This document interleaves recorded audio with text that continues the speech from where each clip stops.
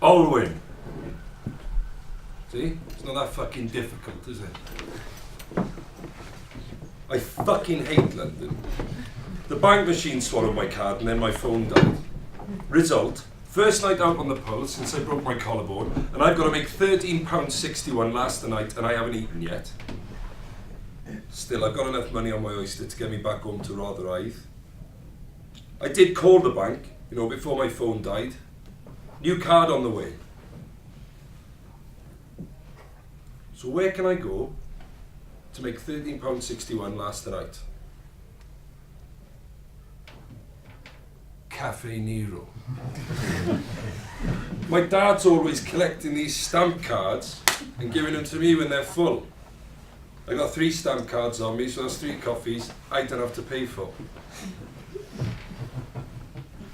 There's a Cafe Nero on the end of Old Compton Street, so I'll just sit there and watch. Is anyone sitting there? He says. It's an empty seat, so leaning towards a no. I gesture and he thanks me. He takes out his phone and pretends to start looking at it when I can see he's secretly checking me out. I mean, fair enough, who wouldn't? At least I can't see that old twat sat 2 seats away anymore. Shame I can still hear him though, gassing to the poor bloke sat on the other side of him. Yes, I'm in Whitstable 4 days a week and London 3 days a week. My mindfulness class is right by the station. Whoop-de fucking do. You can tell the other bloke, right, is looking for a get out. He's leaving now, has to go and meet his sister off a train. Aye, has to go and sit down in a fucking dark space to recover more like. So matey boy turns round to the old twat now and the old twat says, your accent, I'm trying to place it. I don't know, is this an accent myself? Everyone sounds fucking weird down here. Yes, your accent's not like mine. So matey boy swivels round to me. How was your day? John, he says his name is. Sounds foreign though. I mean, why can't he use his own name instead of some fucking made up shit? I'm fine, you? Syria. Should have guessed. No, not like that. He seems lovely, right? He just moved down from Carlisle. Fuck knows what he was doing up there. Something to do with medicine. Old twat stands up. Takes forever to leave. Glaring at me, spectre at the feast. Takes a fucking age to gather his jacket, his coat, his Muji bag. Finally, he fucks off. Result. John says, we are free now. I knew it was a mistake telling him my name. I must have spelt it out 3 times. I've never met anyone else could all win. Well, that makes fucking 2 of us, John. I tell him I'm from Wales. I tell him it's better than this toilet. Maybe you can show me Wales, he says. Maybe you can show me Syria. Shit. I can't believe I said that. Horse trading, my dad calls it. When you exchange compliments back and forth just to be polite. Instead of twatting me, like I would have done, he just smiles and says, you're so funny. He only has one of them baby coffees, so I offer to buy him a proper one. I've already drained mine and I got 2 full stamp cards left. So. It's Monday night, he says, why don't we have some fun? I don't want to seem desperate. So I say, what do you fancy? It's £2 a pint in Soho tonight, he says. Hold on, I thought you lot didn't drink. He just giggles again and says I'm funny. It's nice, but if he tells me I'm funny again, I'm going to get a complex. So £2 a pint, that's 6 pints with my 13 quid. It's 3 pints each. What about food? I'm skipping ahead, I'll forget about that. Right, fuck it. Let's go, I say to him. He wrinkles his big nose at me and says, there's an exhibition I'd like to see around the corner. My eyes glaze over. Not into exhibitions. It must be obvious, as he says, it's only a small exhibit, and as an afterthought, he adds the best bit. It's free. It's alright. I mean, my special cousin Sarah could have done a better job with her fucking toast, you know what I mean? It looks like a fucking monkey's chucked a tin of paint against the wall so all these posh twats can stand there jizzing over it. This one couple, right, have brought their kid. The kid looks very confused. Mind you, looking at the parents, I'd say this kid's been confused since birth. It's definitely, right, a guy and a girl. But they've sort of morphed into each other. A bit like my mum and dad. You can't really tell the difference from behind. John whispers to me the history behind the art. The art. Listen to me, cut the bollocks. Apparently some bird was imprisoned for it. Seems like they had the right idea. I don't know why everyone's being so polite and quiet. The woman in charge of the exhibition has a voice like a fucking foghorn. She can't say her E's properly either. Says I'm like A's. Yes, the exhibition has been a wonderful reception. Very lovely. John whispers to me, take me away from this place. £2 a pint, I say. He pinches my arse and says, you lead, I'll follow. Do they have a different grinder in Wales? Cheeky fuck. Well, he says, you told me many things tonight where Wales has its own version. He asks me about my tattoo. Tell him my dad got it for me when I was 16. Maido Glyndŵr. Sons of Glyndŵr. It's a bit like a Poundland IRA. Only with more sheep. My dad used to be a member before I came along. Carried out some of the attacks. Holiday homes, mostly owned by these English toffs. White settlers, they called them. Every white settler is a target. That was their slogan. Mind you, he didn't just post threatening letters or anything, he actually set fire to some of the houses. He's not soft. My man came along and put a stop to all that. But he's got a theory that they're trying to write them out of history. That's why he got me the tattoo. And my brothers before me. And my sister after that. John looks confused. So is there a Daughters of Glyndŵr also? I thought he would have got all this being from Syria and that, but he doesn't get it. John, how would you feel if they opened a new shopping centre, right, and instead of sending a Welsh rugby player, they send a fucking English one? Wouldn't that bother you? Or if some cunt in Westminster cuts funding for a new hospital wing that's supposed to open down the road, and you had no say over it? I want to talk more about the Sons of Glyndŵr, but I can tell he doesn't want to. Let's be happy, he says. I still can't decide whether I fancy him or not. He's what I call ugly sexy. I've had a look around, there's no one else I fancy more. And I can't go on Grindr with my phone being out of battery and that, so slim pickings. No, I'm doing him a disservice actually. He's nice, and he is fit. I like his big nose. I got a thing for noses. I want to ask him more about himself and about Syria, but I'm too scared to ask. I definitely know that he's some kind of doctor or something, and I do feel guilty as he hasn't let me buy one drink yet. Then again, it is only £2 a pint, so it's not as if I'm robbing him blind. I don't exactly want to talk to him about my job at Hamleys. Bit of a passion killer, judging my past experience. No, I'm security, right? I'm not dressed as fucking Donald Duck.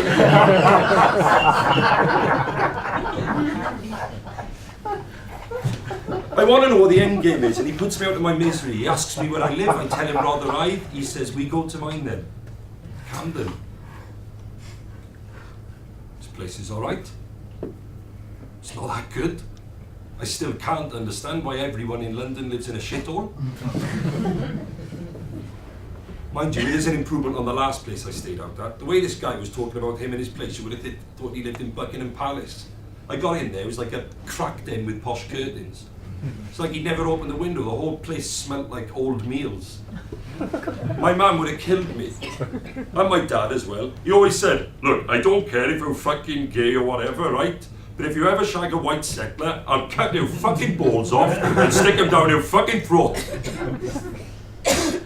Now this place is much better, about a 6 out of 10. It smells spicy too, I don't mind that, I like a curry. He's got this CD collection. There's all musicals. Just when I think he's about to start snogging me to Frozen, he cracks open another cupboard full of these old CDs. They're dusty and old. They look foreign. Syrian, I guess.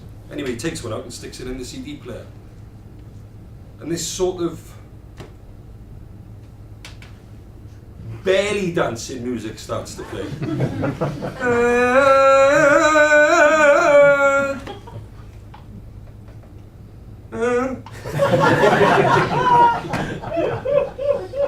And that's where he makes a move. And then he pulls away. And then he goes to kiss me again, and then he pulls away again. It's weird. And then this woman starts to sing over the belly dancing music, right?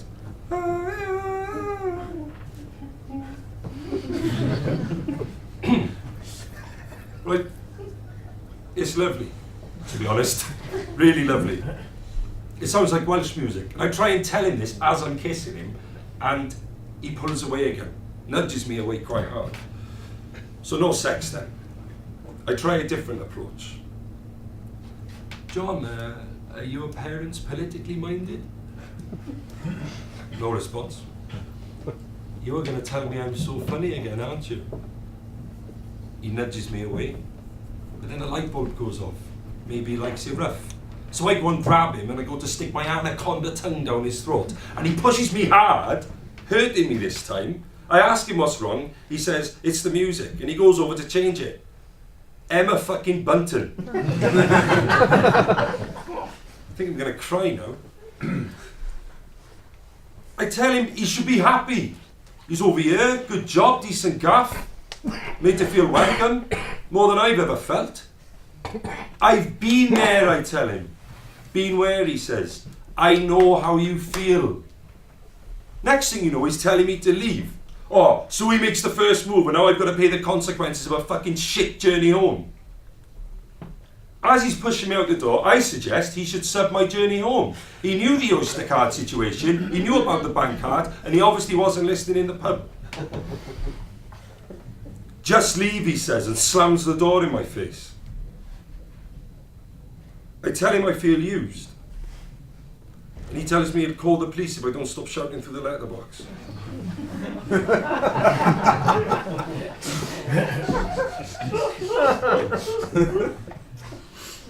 On the night tube home, all I can think about is the last words he said to me. It's not me, it's you.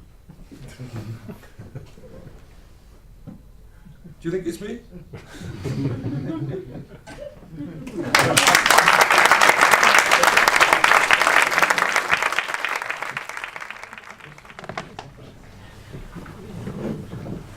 Another double macchiato, please. Same cup.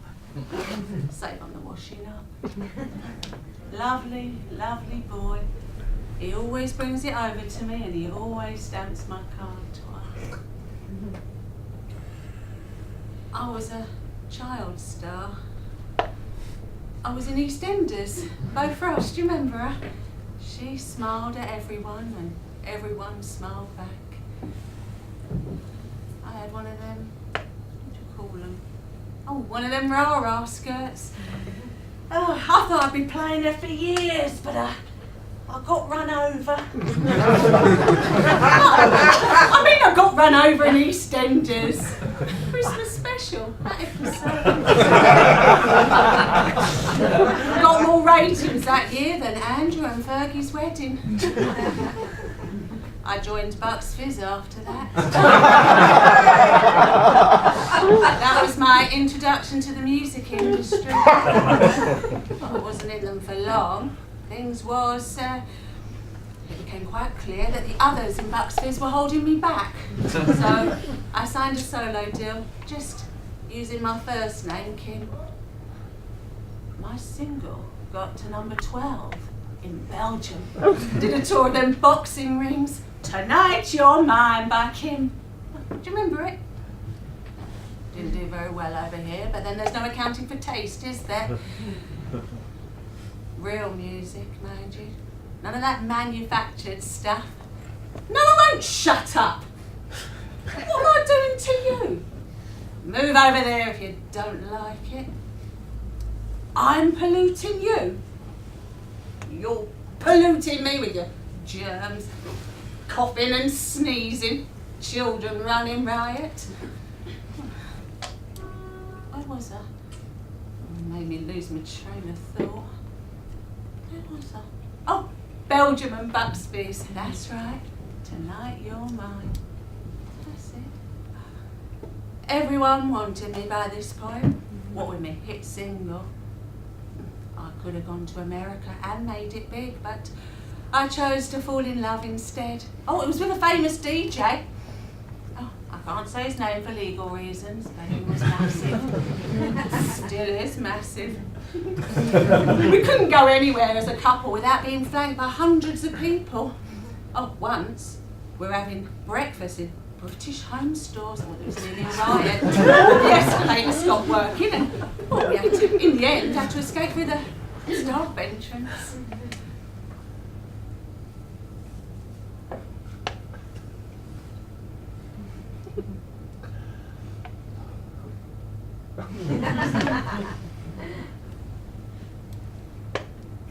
Career-wise, I was at, what do you call it, a crossroads. I had a choice between, doing exercises on TVAM or becoming a geisha. Oh, takes some skill, being a geisha girl. It's not just a case of simply plonking a tea bag in a mug, In the end, I couldn't see myself living in Japan, so I settled for TVAM instead. Stop laughing at me. You're rude. Come over here and say that to my face. Yeah, I thought not. Where's that guy gone who stamps my card twice? Disappeared, I think. Oh, they put on that skinny girl instead. Oh, she can't make coffee to save her life, but she'll learn in time. She's a youngster. He left me in the end. You could say I never got over it. For that creature on the radio. I heard her doing her breakfast show the other morning when I was round at my mum's. Horrible woman. She was playing our song, as in mine, and the DJ's song. Sleeping Satellites by Tasmin Archer. Raining on the moonlit skies. Our song, really. She knew what she was doing. Still parading it in front of us, and they're still together,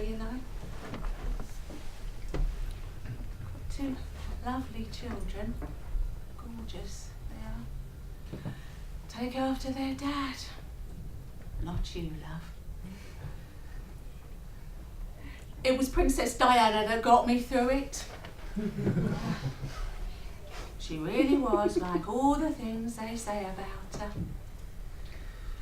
She literally picked me up where I had fallen.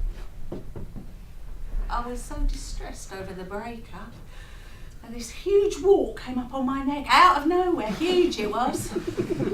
Diana looked at me, she walked over, and she put her finger on it. She said, "That'll be all right in the morning, my dear." And it was. I went over to thank her, and she said, "Why don't you come swimming with me at the Queen Victoria Sports Centre? It'll do you the world of good. We could do lengths together. Has to be first thing in the morning, mind, as I don't want to be recognised as much."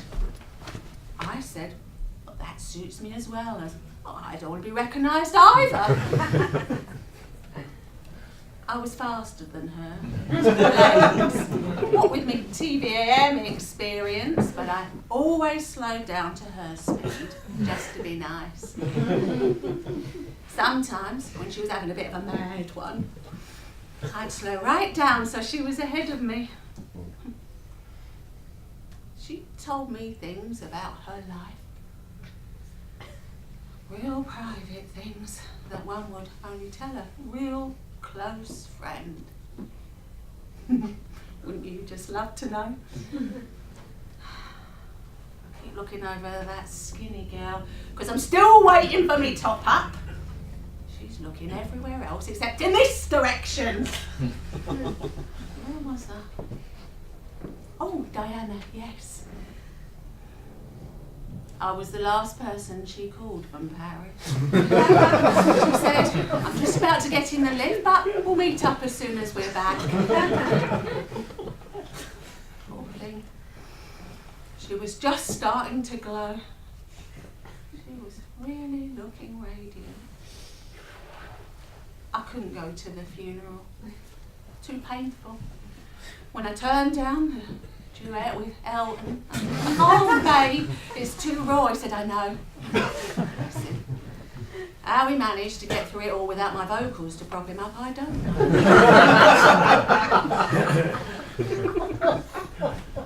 I had to stop going to the Queen Victoria Sports Centre in the end. Not because of that woman with a false leg. She said I kicked it over on purpose in the steam room. I didn't. Honestly, didn't. She yelled at me, "Excuse me, that's my leg, pick it up!" I picked it up and she snatched it off me. Next thing I know, I'm not welcome back. She's made a complaint. So Paul had the right idea in the end. I'm not leaving! Things have been a lot better since I met Donald Trump. I know what they say, but really, honestly, if you got to know him, you'd really like him.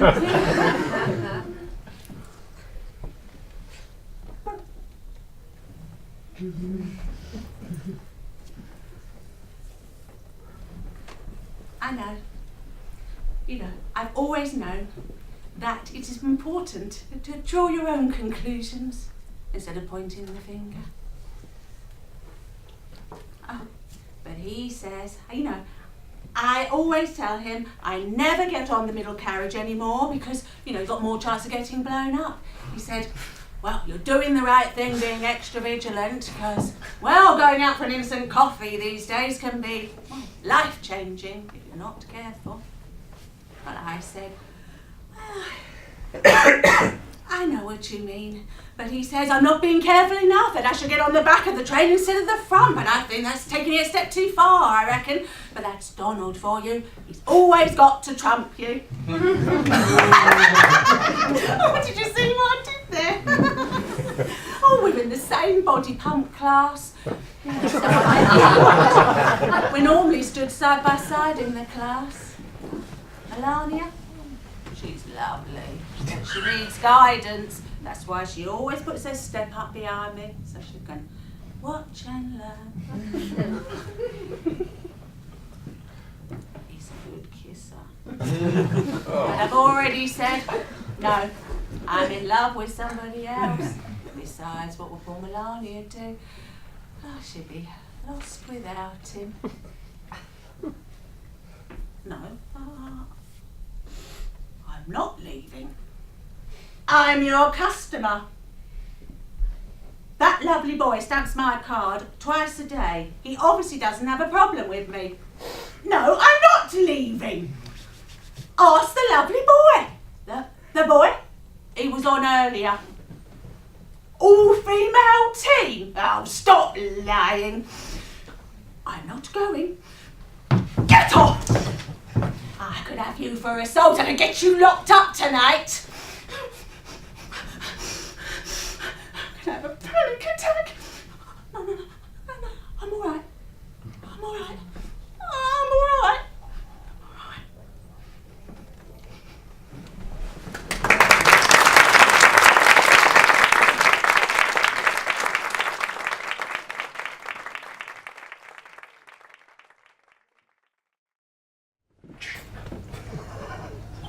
Lad's holiday. Flew home first class, whilst they came home cattle class on the sleazy jet. I see her. She's struggling to stick her bag in the overhead locker. No one helping her. People huffing and puffing behind her. Don't one of them realise if they actually gave her a hand, she might be out of the way quick? The bag's nearly as big as her. So I climb over the guy diagonally from me who's got his phones in already, and I help her. She's all hair and bones. A bit like in the magazines, but in the flesh, she's really something special. She smiled at me. Thank you. Like she's been saving that up for years. I'll go back to my seat feeling smug.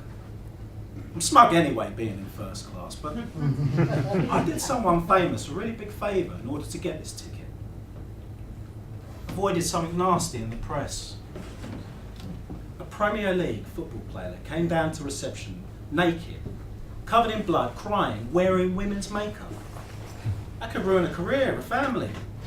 No more velvet rope. Stretch maybe. Hashtag me too. I neck a Valium before I get on the plane. By the time we're airborne, I'm cruising smoothly. I'm floating. Bit of a jolt back to earth when they're bringing around breakfast, but never mind. When we're trying to get off the plane, she's struggling with that bag again. So I do as I did before.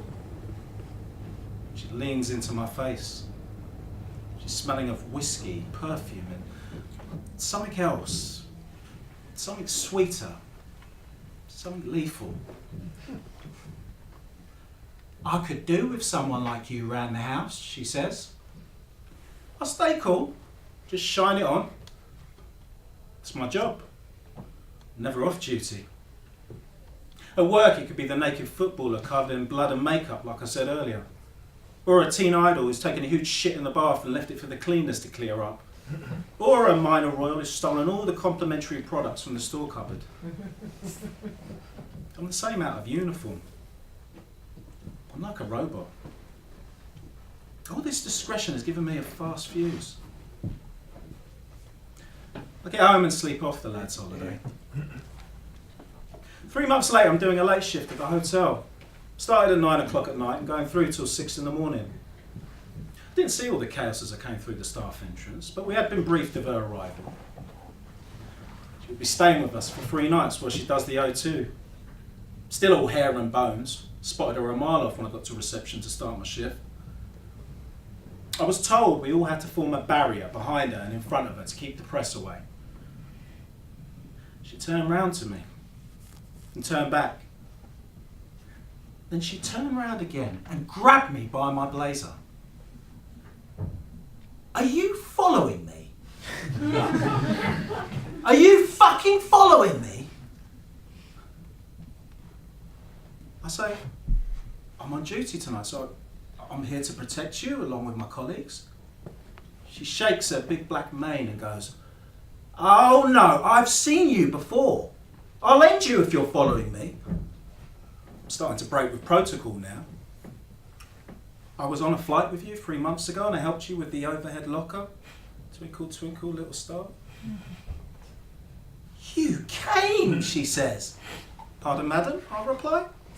I told you I needed someone like you around the house. And for the next 3 nights, this is my house. Guess it's our manager who croaks. We're on a clock here. Hotel security's craning his neck now as well. He's had beef with me since his missus banged me last year. Of course, madam. If you have any issues, then please do not hesitate to contact myself or one of my colleagues. Off they trot. She's jangling like the biggest set of car keys on the planet. I can hear her talking about me to her manager. He turns around. Snake eyes. Gives me daggers like I've just shat in his cornflakes. Then a look of worry and concern that swallows him whole. Uneventful night. I see her run into the hotel and straight into the lift, sweating, hair matted, looking like she's done a Sahara Desert marathon. About an hour later, I'm chatting to the night chef when I'm buzzed to get to the front desk. It's her. She's been crying. I'm so sorry about earlier, she says. I tell her it's cool, in protocol speak, of course. Next thing, she's digging her nails into my wrist going, no, I'm really, really sorry. Until security's craning his fat neck again. Is there anything I could do for you, madam? I ask. Yeah, she says. You can tell me what time you come off duty and I'll be waiting round the back with my driver. I fix her a fixed smile. I can't do that. Why? It's the rules. What time do you finish? She demands. 6 a.m. See? That wasn't hard, was it? I'll be with my driver round the back. Don't keep me waiting. I reach into my brain for some files, save as concern. Should you be resting your voice for the O2 tomorrow? She rolls her eyes at me. Babe, she says, they don't want me in tip-top condition. That's why they're paying top dollar for tickets. Where's the fun in sharing a film of me singing in tune or making a boomerang of me hitting the top note? I feel like I'm standing in front of the school mistress now. I'm speechless.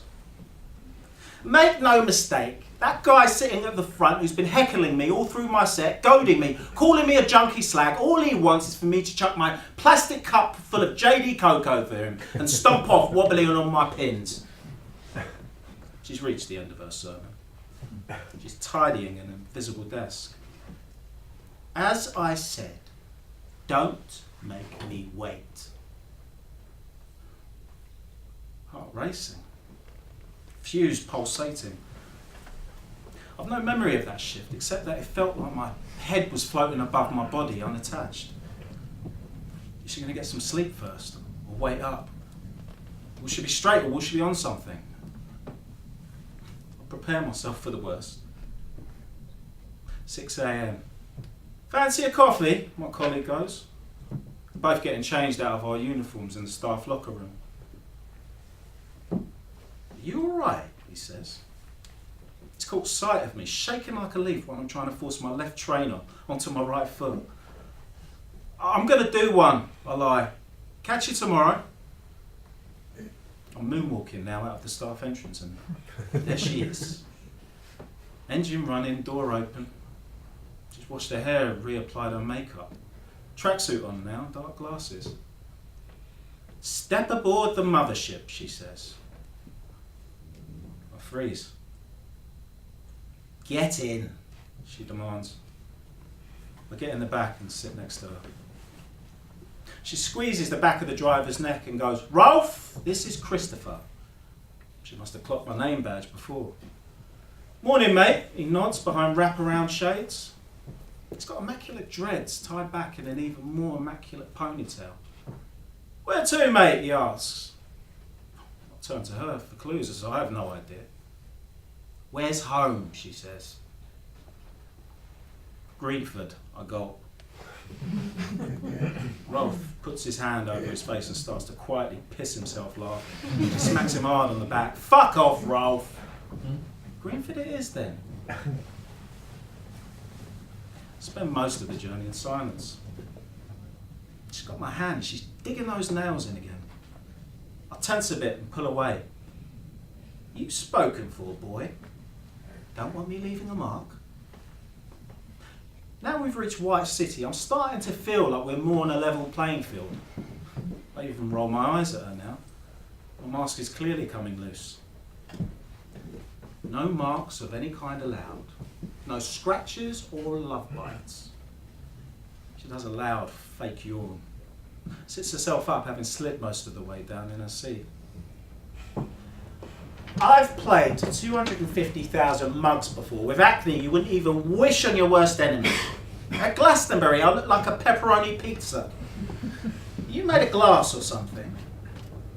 Porcelain, madam. You look like a muster. Even though I'm staring out the window while I speak, I can feel her smiling at me. We're nearly at mine now. My fuse is going to burst. My fuse is going to burst. You got any good music, she says. Like she's sat behind her desk filling in a form about me. I've got loads of good music. Suddenly Rolf pipes up. It's all relative though, right? What? She spits. Christopher here with his good music. It's all relative. You might not like any of it. She heaves her chest up slowly. Well, unless I'm mistaken, you're not fucking invited in, are you? Rolf mocks, looking offended. What on earth do you mean, Your Majesty? You'll be hanging here in my wheels, she says. You know the drill. This patter irritates me as it's staged. Clearly this has happened before. Rolf takes off his cap and bows his head. Whatever the lady wants, the lady will have. She turns to me. I know, she says. But she goes up at the end like it's more of a question. I know. We roll up slowly outside my block. Rolf gently turns off the engine. It's starting to get hard now as I know what's coming. I hate that when it's out of your control. Okay, 2 things, she says. Number 1, please don't call me by my name or any name. Number 2, please don't play any of my music. I'll respond.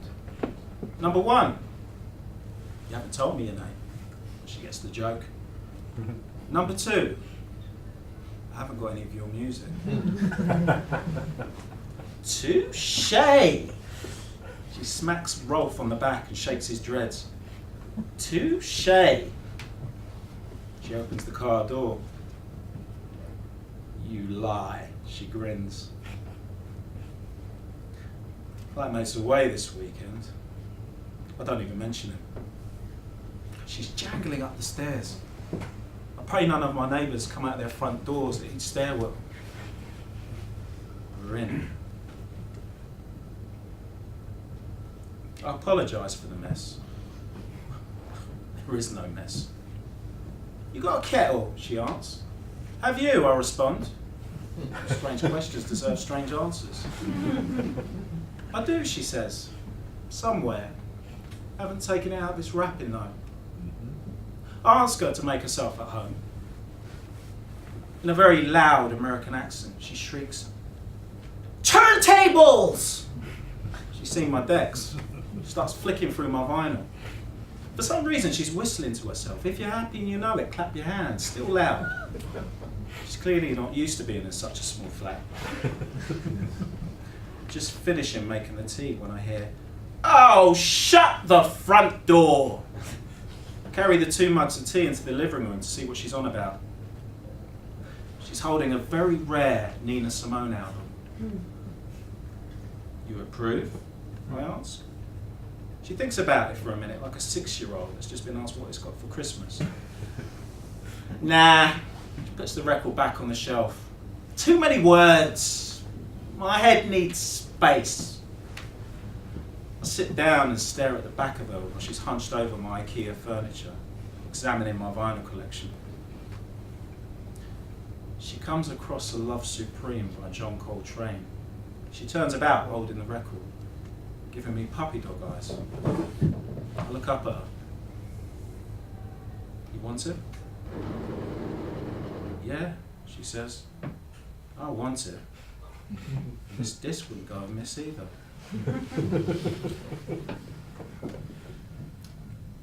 It's not a long record, half an hour. I had to push her off of me to switch side A over to side B. I can't remember the sex. When I try to remember, all I see are flashes of light and images. My wooden slats, the mugs of tea, the unopened fag packet I wouldn't let her smoke. Shafts of sunlight through the blinds, my sore throat, her sore throat. And although I didn't get up to look out the window, I kept picturing Rolf downstairs in the car. I can't remember getting dressed, or even undressed before that. I don't remember her leaving.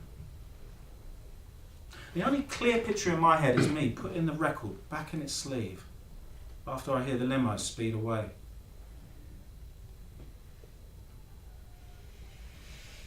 It's 6 months later. I had the radio on, cleaning my teeth in the bathroom when the news came on. The newsreader didn't even have to get to the end of her name. I knew what was coming. Could have been an overdose, could have been booze, could have been a combination of the two, or neither of the above. In the end, it was inconclusive anyway, so it doesn't really matter. I couldn't share my grief. Who could I tell? Who would believe me anyway? I knew the next few months would be tough, hearing everyone banging on about it. In the pub, in the supermarket, on the TV, wherever. I had my own private prayer, for what it's worth. I rinsed the toothpaste out of my mouth, went into my living room, drew the blinds, got out that John Coltrane record, and listened to it all the way through with my eyes closed. And it was time for work. I ain't been to bed yet. Glad this place is open early. Always pop in here to wind down after a night shift. They're playing her now, in here, piping her through like lift music for the masses, for all the coffee drinkers out there in the world. Thought I had a full one of these, but it's blank. A bit like me. There's a bloke outside in his 50s, big row of gold fronts playing the accordion, playing her song note for note. But he's got no clue of who she was, what she stood for, what she did for me, what she took from me that day and killed it along with the rest of her. She still wants me. She's doing it now. Smirking at me in the corner. I always smile back. I'll always smile back.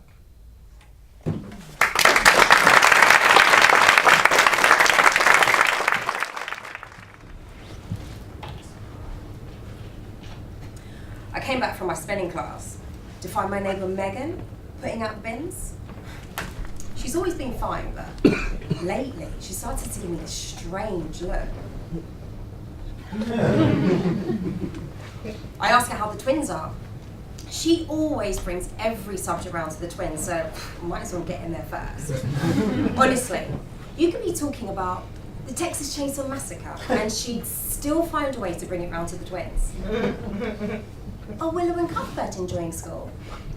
This is Islington, by the way, so these are the sorts of names Islington parents give their children. She says they're settling in well. There, I feel I've done my bit now. She turns to me.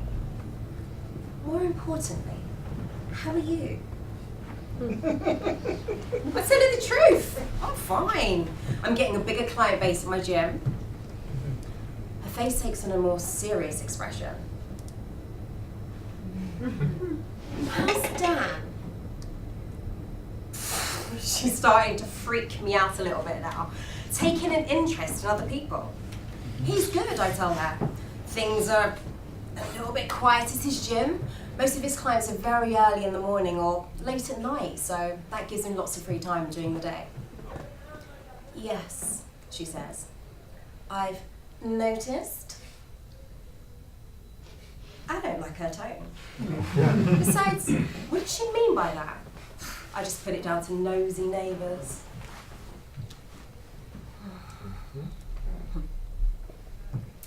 Dan had made me he left a homemade lasagna for me to put in the oven. I'd say I'm vegan now most of the time. Who starts with non-violent eating? He's so good. I love that. The flat was clean. I watched Dan live on Instagram demonstrating how to do a back squat properly.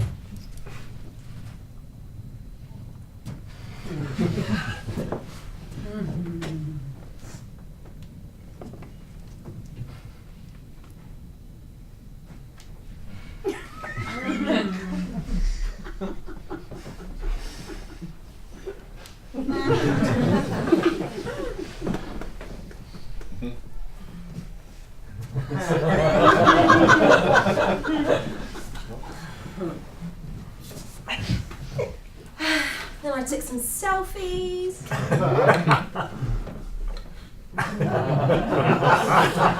And then I did some work on my dissertation. Dan came home and we made love.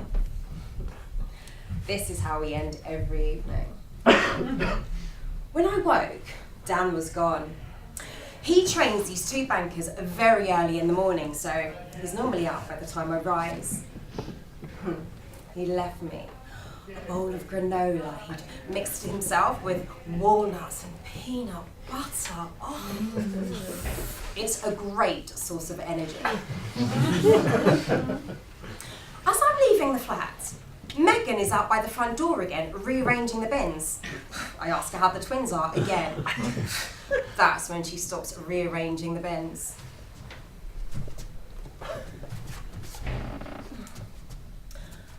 There's something I want to speak to you about, she says. Willow was quite stressed yesterday. Oh no, I say. Why is she stressed? She sighs and says, perhaps you ought to speak to Dan about that. I didn't like her tone, again. She could tell. Look, we're very open-minded, but there's a time and a place. For what, I ask? She touches my arm in a patronising way. Lou, you're putting my family in a very awkward position. I really, really feel you should speak to Dan. As she closes her front door, she adds quickly, at your earliest opportunity.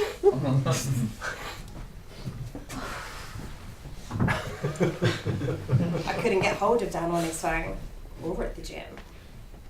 Maybe he's with some clients. I mean, this should be a busy time for him, winter. So I think it's strange anyway that he says his gym's quiet. I went to the park and I practiced some burpees.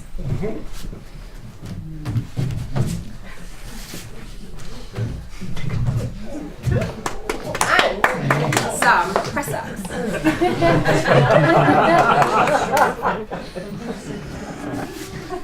And some bastados. They're a combination of a burpee with a press-up.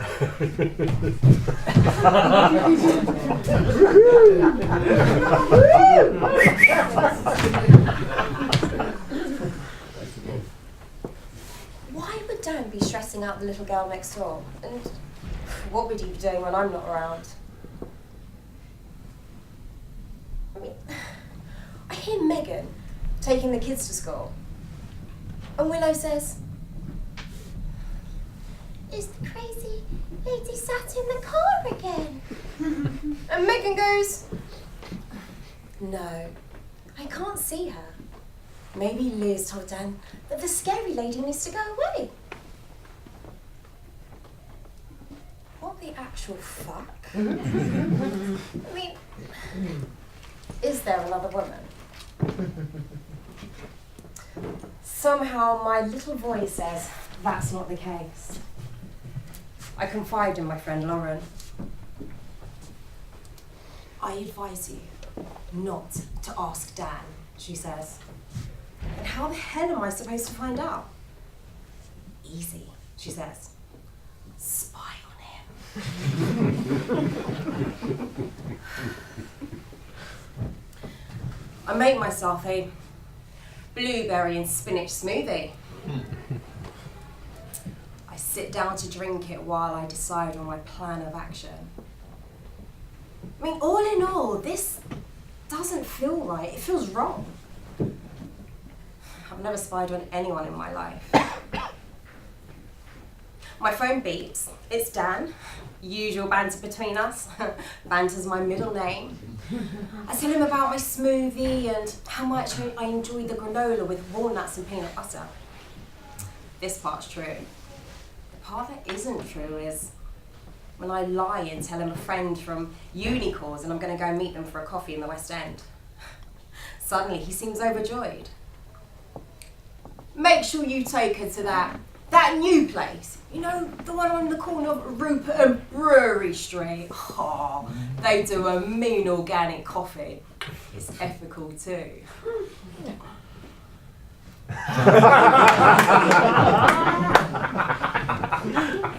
He asked what time I'm coming home and also what time, well, I'm leaving the flat. I lie and say 6 o'clock. Oh, good, he says. A client needed to drop by to pay me some money she owes. She also needs to discuss her body mass index also. She. It then dawns on me. He always asks what time I'm leaving the flat and what time I'm coming home. Does that mean I've been dumb all this time and he's been cheating on me with another woman who scares small children? I leave the house to take a power walk. I power walk to the cafe by the park. There's this new oatmeal latte I love. Oh. The next one's a freebie. I love that. They got free Wi-Fi as well, so I sit there putting together a new program for a new client of mine. He calls himself Jabba the Hutt. Call me Jabba! Woo! He says, but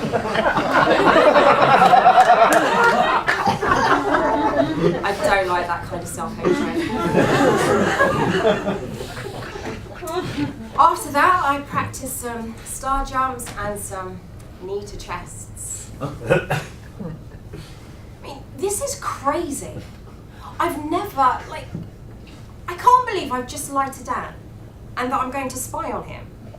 And how can I spy anyway in the street where I live? Eventually, I walk slowly back in the direction of our flat. I peep around the corner. There is someone sat in our car. I can see them from behind. Tall, big shoulders with big hair.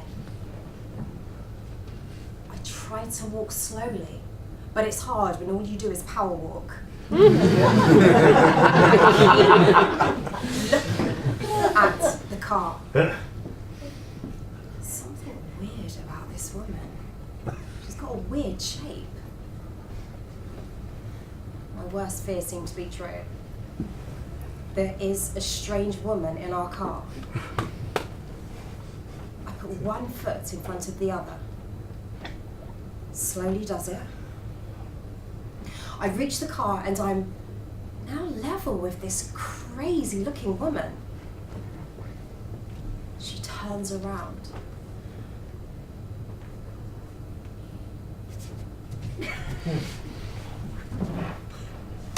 Rubber dolling. I've spent the last 2 weeks reading up about it online. It's a form of fetish involving a latex rubber head and mask. He's been wearing it behind my back for months. There's no other woman. It's him wearing the mask. His name's Victoria. He said he was going to tell me eventually. He said he was just waiting for the right time. He said he'd finally found the confidence to sit in the car wearing this outfit. I've made it my mission to find out as much about rubber dolling as I possibly can. Then there's no nasty surprises.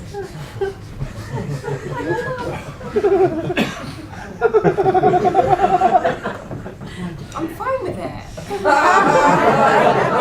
Honestly, oh God, I'm totally cool with it. I explained about Willow next door, so he's agreed not to do it outside the house anymore. He's met some fellow kindred spirits online. He's planning on going to meet them all in a pub soon in Chigwell. He can be Victoria, one of the dolls. Not sure of a date yet, but he'll tell as soon as he knows. I won't go. Come on, it's his thing.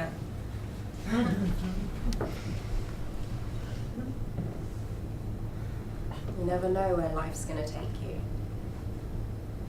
My gran always used to say that to me. I've been fasting today. I'm doing it every other day at the moment. I'm so happy right now.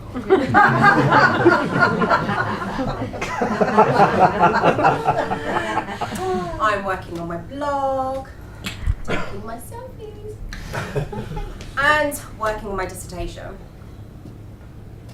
Really, really happy. Dan and I were so chilled. Really chilled.